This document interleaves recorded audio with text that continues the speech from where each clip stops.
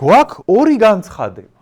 პრემიერ-მინისტრ კობახიძის და პრემიერ-მინისტრ კობახიძის. სადაც პირველ განცხადებაში პრემიერ-მინისტრი კობახიძე გამოდის და ამბობს, რომ ხალხო, გერმანიაში და საფრანგეთში კონკრეტული პროდუქტები ღირს უფრო იაფი და რამე უნდა გავაკეთოთ და კომისია შევქმნათ. კომისია შექმნეს, მორჩა საქმიანობას და მერე გამოდის კობახიძე და იგივე ქვეყნებზე ამბობს, რომ ხალხო, გავარკვიეთ, იქ ეგ პროდუქტები ყოფილა ჩვენზე ძვირი. მე უნდა ვხსნა ეხლა მან და მე ორი განცხადებაა ურთიერთსაწინააღმდეგო. ორივე იყო მტკიცებით ფორმაში. ისე კი არ იყო, რომ ჩვენ არ ვიცი, მე მგონი ესეა, გავერკვევით, ვიკლევთ, არა, ხალხო ესეა, გავიდეთ, რომ არა, ხალხო მაგის საპირისპიროთ არის. ლოგიკის კანონი არის რა. ლოგიკის მეორე კანონია, გიზუსტებთ. ორი ურთიერთ გამომრიცხავი წინადადება ერთდროულად მართალი ვერ იქნება. ანუ ერთში იტყუები, რომელშიც გინდა იმაში ჩათვალე, რომ იტყუები, რავი, ის ხო გაირკვა, რომ მთავრობა გვატყუებს.